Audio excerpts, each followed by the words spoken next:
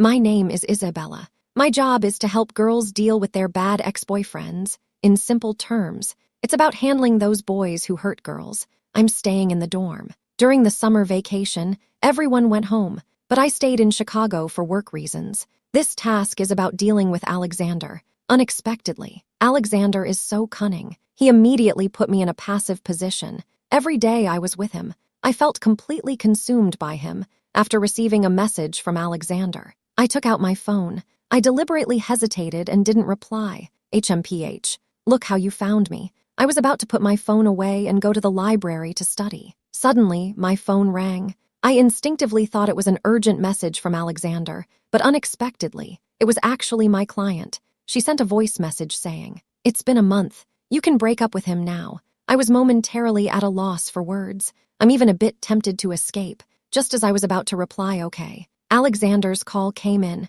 "What are you doing?" Alexander's voice was still deep and pleasant, but for some reason I felt a bit lost. "I'll send someone to pick you up later. Let's go eat together." Seeing that I didn't say anything, Alexander added. Suddenly, I felt a bit annoyed. I just casually responded and hung up the phone. When I came out of the library at night, I glanced towards the school gate. A black Maybach was parked there. I immediately recognized it as Alexander's car. Even though I felt very resistant inside, my feet unconsciously moved toward it. As soon as I got in the car, Alexander pulled me into his arms. He lowered his head, trying to get close to me. Lucas coughed a few times. Alexander shot him a cold look. Lucas immediately dared not make another sound. With the faint moonlight, I carefully observed Alexander. His distinct jawline was particularly pronounced.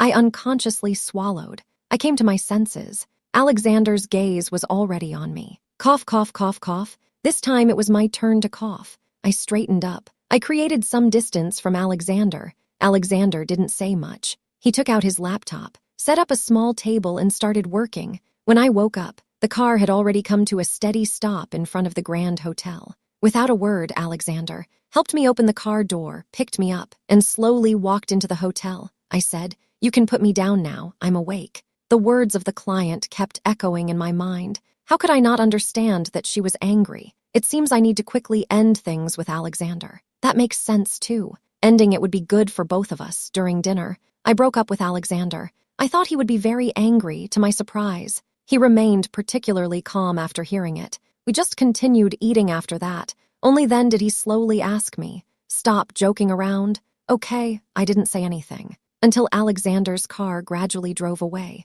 Only then did I breathe a sigh of relief. I took out my phone and deleted all of Alexander's contact information. Later on, I told a female client about this. I thought she would immediately pay me the remaining balance, but she did not do that. Until the next day, she didn't reply to me at all. I waited until the evening, before I received her call. As soon as I answered, I heard her urgent voice. "What's going on with you? Didn't you say there wouldn't be any problems?" Alexander acted as if nothing had happened. I didn't say anything. I just listened quietly. That's right. Everything is normal on Alexander's side. I'm starting to have problems. I really feel like I've experienced a breakup. I'm trying hard to suppress the urge to contact Alexander. After hanging up the phone, I refunded the deposit I had received earlier. Then I deleted her WeChat. I feel so upset inside. At night, I dream that Alexander pulls me into a dark room. He threatens me. I've had this nightmare many times. Only then did the feeling of loss gradually diminish. I originally thought I wouldn't have any more contact with Alexander, but things turned out unexpectedly. I withdrew from that circle. I found a temporary job as a server at KTV. I didn't expect to encounter Alexander again. Now, he's holding a girl. The two are kissing passionately. This scene left me stunned for a moment. The girl occasionally makes uncomfortable sounds. "Just put it down and leave." The guys nearby are also looking at me with teasing expressions. At this moment, Alexander let go of the girl. He glanced at me lightly. Then he lit a cigarette. "You're here." His calm tone surprised everyone present, making them look at me. Alexander told that girl to leave. He gestured for me to come over. Then he hugged me tightly. I instinctively wanted to break free. I stood up to apologize. "I'm sorry. I won't disturb you anymore." Then I walked to the KTV front desk. The whole night, I deliberately avoided the room where Alexander was. I just hoped this night would end quickly. It seems I really took it seriously. After work, I changed my clothes. I planned to catch the early bus back to school to catch up on sleep. Isabella, I was stunned. I didn't dare to move at all, until Alexander's stunningly handsome face appeared in front of me. Only then did I come to my senses. I asked in surprise, "Why are you here?" I pretended to be relaxed. Alexander stared at me for quite a while. He didn't wait for my consent. He suddenly pulled me and dragged me into the car. I closed the car door. Alexander immediately pressed me against the seat. His face was very close to mine. His breath was warm, with a hint of tobacco scent, as expected. Alexander still knows how to handle me. He knows how to make me give in immediately. This trick seems to have become his secret weapon. I tightly closed my eyes. Frowning, "Alexander, let go of me." Alexander released my hand. I sat back in my seat, leaning against the backrest. It wasn't long before Alexander leaned over again. His hand gently glided over my body. Finally, he held me tightly. I could feel his warm breath on my ear. He knows that my ears are the most sensitive part of me, so he always likes to kiss my ears.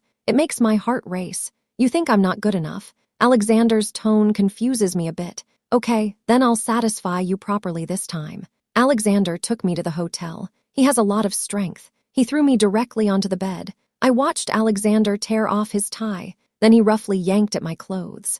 I tightly closed my eyes, trying to break free, but my hands were firmly held by him with one hand. Faced with him like this, I felt increasingly scared inside. Although I've been in relationships before, but in high school we only held hands at most. I never did anything intimate, later, dealing with unreliable guys. It was just simple dating. I would dump them after they liked me. But Alexander is different. His attitude towards me is getting more and more off. We would kiss. We would go shopping together. We can do many things that couples often do, even developing a more intimate relationship. Things gradually got out of my control. I realized that I had fallen in love with Alexander, but I also understood. He could never feel the same way about me. This feeling is truly unsettling. Alexander was moving on me. After it was over, he lay on me, breathing heavily as usual. He asked me how I felt. I smiled and remained silent. I just gently stroked his fair cheek, quietly looking at him. "Alexander, now, have I repaid everyone I owed?" Alexander seemed to be annoyed by my silence. He got up, put on his clothes, and left. The door slammed shut. "Now, I'm the only one left in this presidential suite. Forget it, forget it. Anyway, I was planning to rest. It doesn't matter where I rest." I'm lying in bed and quickly fell asleep. When I woke up again, I received a call from the KTV manager informing me that I was dismissed. The reason was that I supposedly didn't know how to take care of people, acting like a wooden person. I don't need to guess to know who's behind this. Besides Alexander, who else could do such a thing? In the afternoon, I went to check out. The front desk didn't process it for me. Instead, they handed me a note. The handwriting was neat and clear. As soon as I saw it, I knew it was written by Alexander. I've seen him sign contracts too many times before. I recognize his handwriting. The note said, "Wait for me tonight." I smiled, put the note away, and said thank you. Then I went upstairs and returned to my room.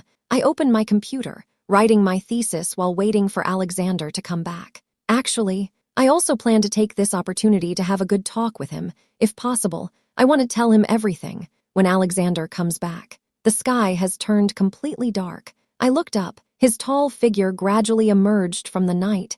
"Alexander is here." I turned off the computer. I saw him hand me a box of spicy crayfish. "It's for you. You should eat it." I took the item. I sat silently on the sofa, getting ready to eat a bit. Just as I opened the box, Alexander came over. He sat next to me. I watched his fair and slender hand reach for my crayfish. I was a bit surprised. He started to peel the shrimp for me, just like before. The peeled shrimp was placed on the lid of the takeout box by him. I sat there, not moving at all. Alexander smiled and asked me, "What's wrong? We were so close yesterday." Yesterday we were so close. Why did it change today? I didn't say anything. I immediately grabbed a small crayfish and stuffed it into my mouth. This time, the flavor is particularly spicy. I feel like my throat is on fire. My face is burning from the spiciness of the crayfish. I pressed my lips together. They're all swollen. I really can't take it anymore. There's no need to endure it any longer. I slammed my hand on the table.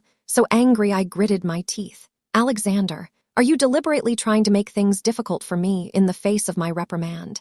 Alexander not only didn't get angry, but instead smiled. He slowly wiped his hands and calmly said, "No, This is the fourth thing you've said to me. Then, he added, actually, I prefer you like this now. It's much better than your lifeless self from yesterday. It's easy for you to say. If it were you, you might be even colder. I stared at Alexander, so angry that I don't want to talk anymore. I can only keep drinking water. That being said, I also lost my appetite to keep eating. I'll wait for Alexander to finish his shower and come out. Only then will I speak up. Alexander, I want to talk to you. Alexander is wrapped in a towel. His upper body is bare. I noticed a few drops of water on his toned muscles. They slowly slid down along his V-line. I turned my head and said, you should put on some clothes. Alexander seemed completely unconcerned. He even made a joke at my expense. It's fine. You've seen it many times before. Seeing me insist on staying silent, he looked determined not to give in.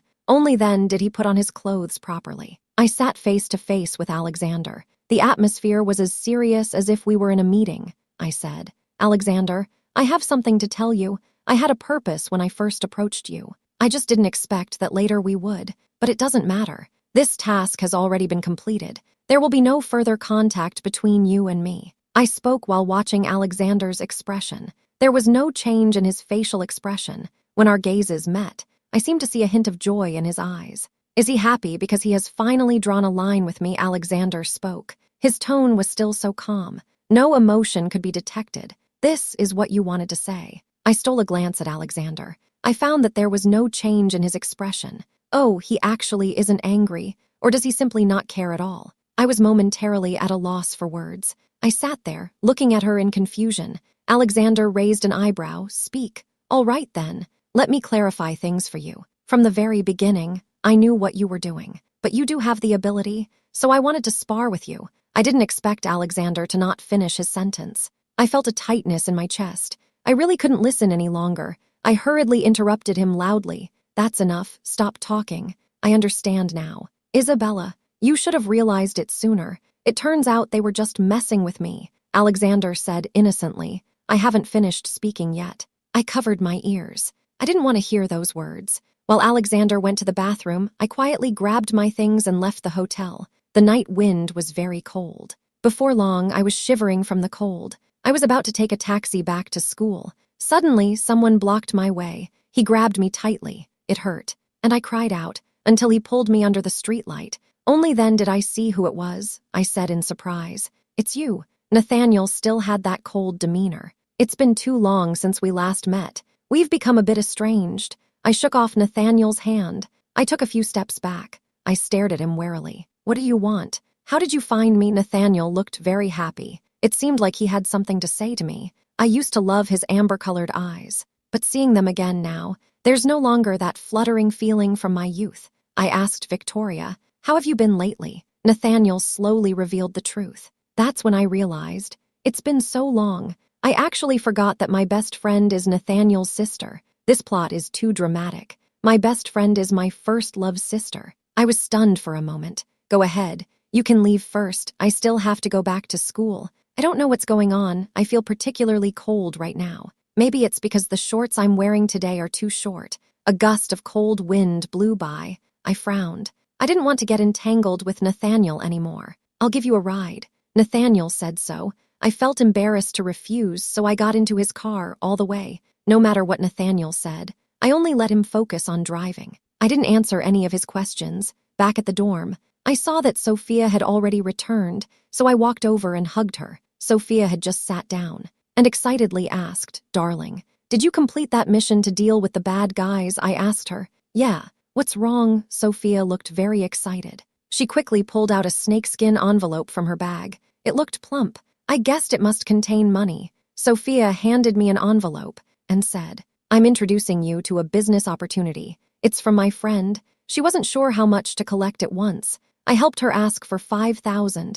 That was the end of it. She threw the envelope onto my bed. Take a look and see if this is enough. I turned off my phone. I felt that this money was worth earning. I'd give up anything, just not when it comes to money. I walked closer. I asked, Who is it? I didn't expect that. This time, the male lead is actually Alexander again. How many girls has Alexander hurt? I felt a sinking feeling in my heart. I directly rejected him. There are still half a month until school starts. I just lay in bed the whole time. I lay there for a full half month. Except for bathing and eating, the things I had to do, I hardly got out of bed. My roommates returned one after another. On the second day of school, the school invited successful business people to give a speech. All students were required to attend. I randomly found a seat in the auditorium and sat down. I usually don't like listening to such dull lectures. The classroom was extremely quiet. People filled the seats one after another. As soon as the speaker took the stage, I was so surprised that I almost couldn't close my mouth. I didn't expect the speaker to be Alexander.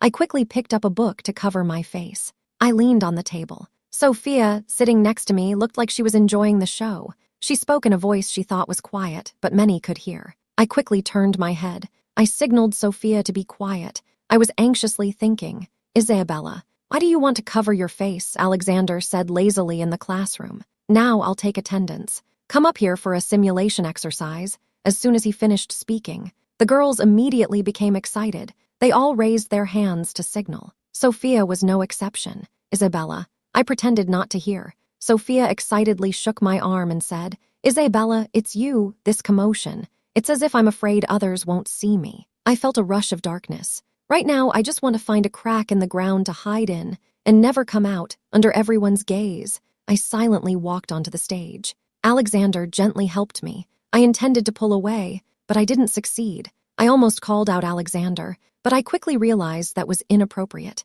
So I changed what I said. "Alexander, how can I assist you?" Alexander smiled slightly. That smile momentarily dazed me. I stared at him blankly. After completing a simple negotiation skills exercise with Alexander, I stepped down from the stage. In the evening, I received a text message from Olivia. I frowned. I deleted the message without thinking much. I didn't even look at it. Since that lecture, it seems that my relationship with Alexander has come to an end, because in the following year, I never saw him again. When graduation season arrived, I saw couples taking pictures together. I couldn't help but think of Alexander. During that year, no matter what I did, I would think of Alexander. It was just like the old saying goes. I lost my appetite. A crisp voice came through. As soon as I heard it was Olivia, my expression immediately darkened. I said coldly, "Olivia, what exactly do you want?" Since Olivia found my address, she has been relentlessly pursuing me this past year,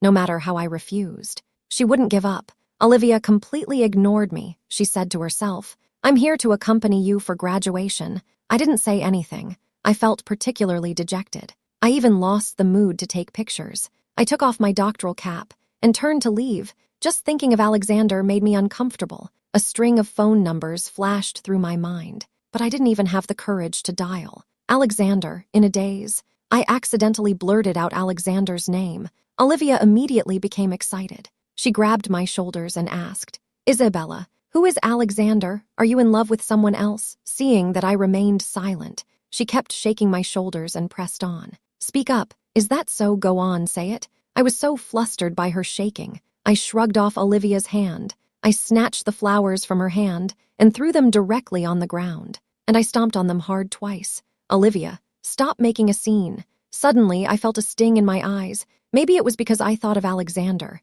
My heart was a mess. I couldn't help but snap at Olivia. "We're already done." "Olivia, have you forgotten? What are you doing now?" I silently shed 2 tears. The longing of the past year bursts forth as tears. I sit by the roadside. I hold my head with both hands. I bury myself in my arms. "Alexander, this is my retribution. You should go," I said with a choked voice. Olivia also lowered her head. When I raised my head again, I could no longer see his figure. I feel, perhaps I am destined to live this life alone. Fate always repeats itself. No one can escape it. I returned to school to pack my luggage. I bled heavily with my roommates. We had a meal at the Grand Hotel. That day we drank a lot of beer. By the end, everyone looked blurry. Sophia shouted loudly, "Long live youth." I slammed the table hard. I wobbled and stood up, holding a bottle of beer in my hand. Youth is truly beautiful. I downed another glass of beer. I frowned. My stomach was churning fiercely. I hadn't even had a chance to speak. I couldn't bother to rush into the private room. I held my head. I walked into the women's restroom leaning against the wall. I started to vomit. I felt like my stomach was about to come out. But the vomiting just wouldn't stop. It was hard to finally catch my breath. I collapsed directly onto the floor. "Oh my God. Isabella, you really brought this on yourself." I shook my head. I slowly stood up, holding onto the handrail beside me. I opened the door. I walked out with my head down.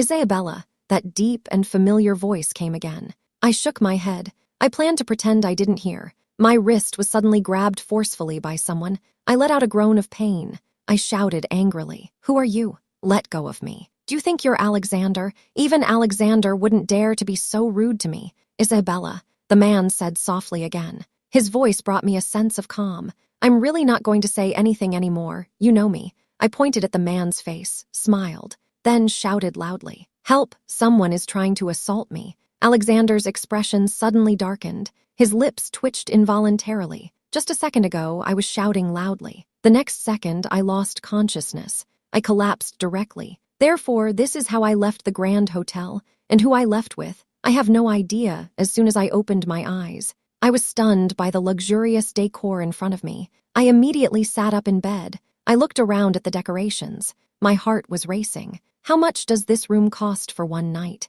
Isabella. Oh, Isabella, you're being too extravagant. Going to the Grand Hotel is one thing, but you even booked a suite. I rubbed my temples. I tried hard to recall what happened last night, but I just couldn't remember. I'm awake. Alexander is wearing a deep blue suit. He walks out of the cloakroom. I still hadn't come to my senses. He had already tied his tie. Alexander. I could hardly believe my eyes. How could Alexander be here? Am I dreaming? I hurriedly got out of bed. I didn't have time to fix my clothes. I walked straight towards Alexander. I reached out to touch his hand. His hand was cold. I thought to myself, this must be a dream. I shook my head. I was thinking about Isabella. Alexander walked over and sat down on the sofa. He pulled me onto his lap. His hand gently pinched my waist. The pressure was just right. I couldn't help but let out a sound. That's when I realized this wasn't a dream. Alexander really appeared before my eyes again. "You," Alexander smiled slightly. "I just returned from abroad.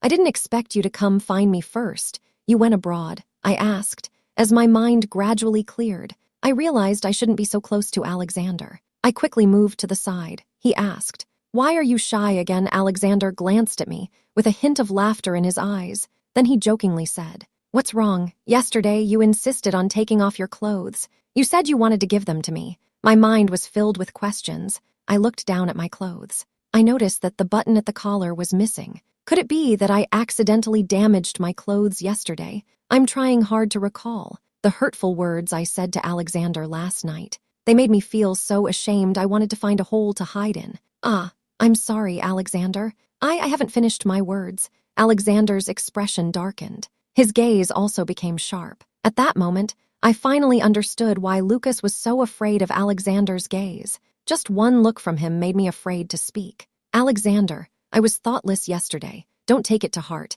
I felt my face burning. I quickly lowered my head and stopped talking. I waited a long time. Alexander didn't say a word either. He just quietly looked at me. After a while, he finally spoke. "All right, you can go now." Sigh. "I'm feeling a bit down." "Right now, I feel like a dejected rabbit," I answered listlessly. "Oh, all right. Alexander, oh Alexander." I walked out of the hotel with a worried expression. I bought a high-speed train ticket back to New York. I planned to adapt to local customs, go home for a blind date, find a stable job.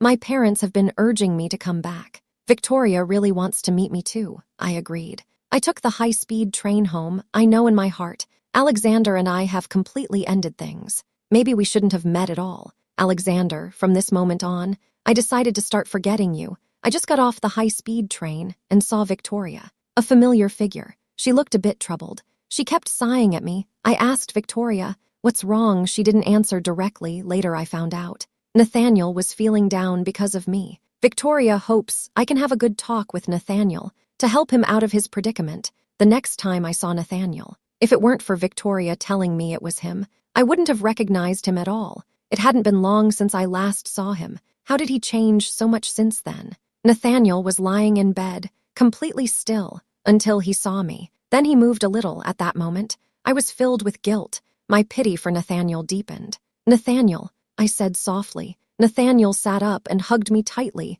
burying his head in my arms. I gently patted his back and said, "Nathaniel, what happened to you?" Nathaniel didn't say anything. He just held me tighter. Victoria had already left at some point. "Nathaniel, don't go." Nathaniel's gentle voice made it impossible for me to say anything harsh.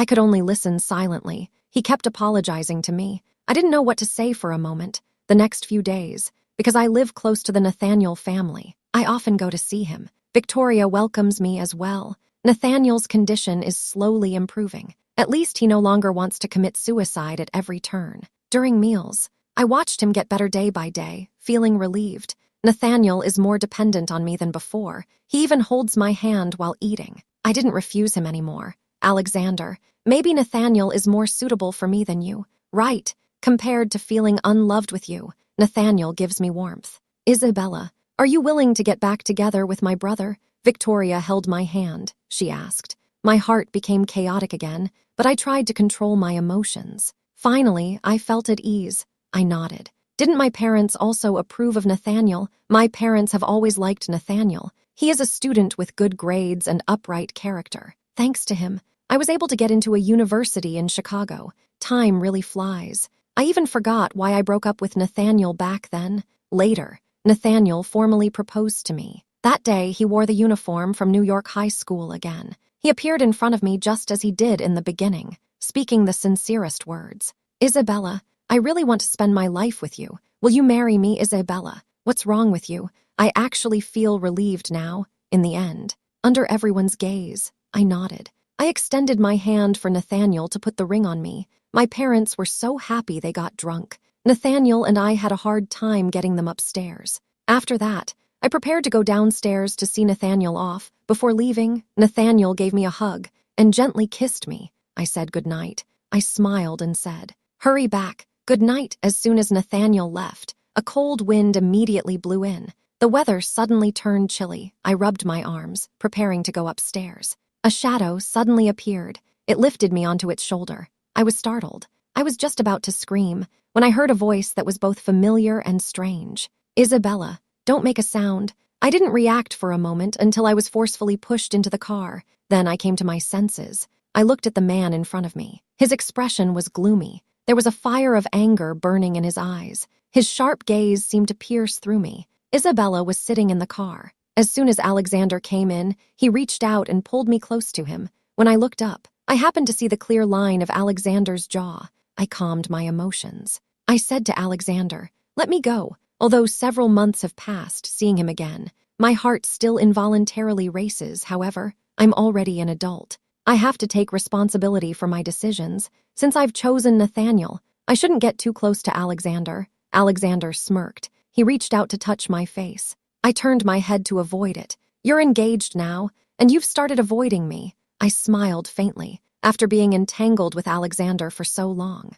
For the first time, I felt no fluttering feelings for him. I looked at Alexander and said slowly, "Alexander, since you came today, thank you for witnessing my moment of happiness. I did once love you." My eyes began to well up, not because I can't forget him, but because I feel heartbroken for my past self. I once liked you. I clearly know that you don't have the same feelings for me, yet I keep deceiving myself. Every time I think you might like me too, but every time I leave, you never chase after me. Every time I see you, I wipe away the tears from the corners of my eyes. In this moment, I fall into deep silence. Yes, at this moment, when I feel wronged but get no response. My mood at this moment is not relief, but liberation. I opened the car door. One foot stepped out. The movement suddenly stopped. I said my last words to Alexander. "Alexander, I don't love you anymore. Let me go." After saying that, I smiled a little. I felt much lighter after getting out of the car. I closed the car door and walked away without looking back. Alexander's car stayed at my house for a long time, so long that I didn't even notice when he left. After that, he really never appeared again. I married Nathaniel. Before the wedding, I sent Alexander an invitation. Nathaniel also joined his father's company. He works diligently and responsibly. I'm also pregnant. I touch my belly. I turn on the TV. As soon as it's on, it's the finance channel. A familiar figure appears on the screen. I put down the remote. I watch quietly. Alexander is already 30 years old. He looks much more mature than a few years ago. Alexander, in these 4 years, you have led Anderson Group to great achievements. Many people have also started to care about your personal life. Any new developments? Recently, I observe Alexander's reaction. He remains silent. From what I know of him, he probably won't answer that question. What surprised me was Alexander actually answered. It seems Time really can change a person. He mentioned that he once liked a girl, but at that time I didn't confess. As a result, the girl was disappointed. The last time I saw her, she was already married. She might also have her own children now. He hopes everyone won't dig too deep into this matter. If it's discovered, he won't let it go easily, because he wants her to have a peaceful life. I finished listening. I was momentarily stunned. It turns out he had already come. I then smiled faintly. In my heart, I silently said thank you to Alexander. I had always had questions in my heart before. Now I finally understand. It turns out it wasn't that there was no love, but rather it was not knowing. I touched my belly, and then turned off the TV. Because of Alexander, I understood. A person's life will not only love one person, but there will always be one person who will always remain in the heart, and Alexander is the distant one in my heart. Little side story 1. Alexander's chapter. I received the wedding invitation she sent. The words on it made me feel very hurt. In the evening, I had a dream in the dream. She was wearing a pure white wedding dress, slowly walking towards me. Sometimes I ponder, when exactly did I start to like her? This question has occupied my mind for a long time. In the end, I finally found the answer. I went to her wedding, but I threw away the invitation. I could only stand outside through the window. I saw her exchanging rings and kissing at that moment. Only then did I realize I would feel heartache. Isabella, only now do I realize I love you. Is it already too late? After Isabella gave birth to the child, she became fully devoted to being a housewife, wholeheartedly taking care of the child. One day, she received an envelope. Inside is Alexander's wedding invitation and a letter. A familiar handwriting echoed in her mind. Isabella, I want to receive your blessing. She smiled faintly. She put the envelope away. She placed the invitation into her bag. On the day of Alexander's wedding, Isabella sent the child to her parents' house. She asked them to help watch for a day. She then took the high-speed train to Chicago. Because of the traffic jam, by the time she arrived, the ceremony had already ended in the crowd. She locked eyes with Alexander. Alexander was wearing a black tailcoat. His every gesture exuded an air of nobility. He was toasting with the bride. Isabella walked over. She casually picked up a glass of champagne. She said to Alexander, Alexander, congratulations. I wish you happiness. Isabella finished speaking. He drank the wine in one go without hesitation. Alexander smiled slightly. His gaze swept over her, almost imperceptibly. There seemed to be deeper meaning hidden in his eyes. Seeing Isabella finish her drink, he immediately downed his drink as well. Thank you. The voice was neither high nor low. But for Isabella, it was already enough. In the darkness, a man and a woman walked, one in front and one behind. Isabella stopped in her tracks. She turned around and asked, Why are you following me? Alexander stood straight. He looked into Isabella's bright eyes. He couldn't help but say, If I chased after you when you left in the next life, wouldn't I have missed you then? Isabella smiled slightly. She didn't speak. She just softly responded in her heart, Maybe.